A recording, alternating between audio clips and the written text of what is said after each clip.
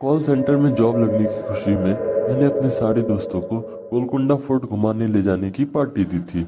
वहीं मेरा सामना एक भयंकर पारलौकिक शक्ति से हुआ था। उस घटना में जब मुझ पर हमला हुआ था तो मैं बेहोश हो गया था।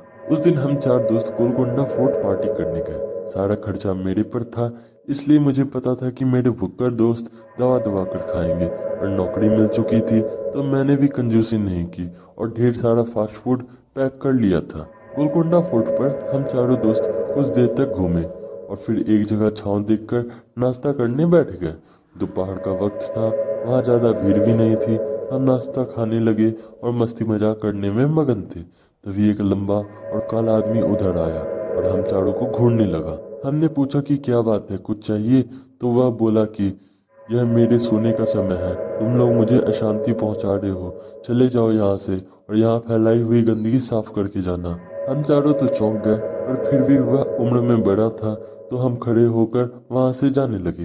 तभी उसने हमें रोककर कहा कि अपनी फैलाई हुई गंदगी साफ करके जाओ। तब मेरा दिमाग हट गया। मैंने उसे कहा कि क्या यह तेरे बाप की जगह है? प्लास्टिक के कप, धूल में पड़ा पिज्जा, मूंगफली और दो चार कागज के टुकड़े तुझे इतने गर रहे हैं जो तू हमसे लड़ने पर तुला है? जा, नहीं उठाते कचरा, कर ले जो करना है। मेरा यह जवाब सुनकर वह गुस्से से लाल हो गया और आरामनी आवाज में गुर्राने लगा। हम चार थे तो मैं थोड़ा तौल में आ गया। मैंने उसे धक्का देकर गिरा डाला।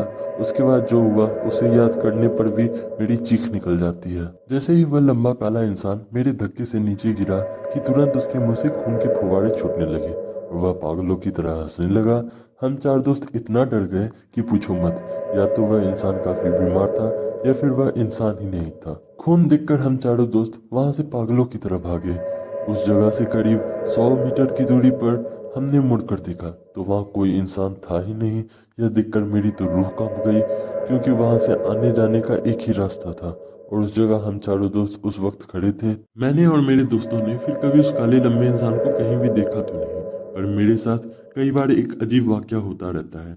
मेरे घर में कई बार प्लास्टिक के कप, पिज्जा के टुकड़े और मूंगफलियां बिखरी पाई जाती है।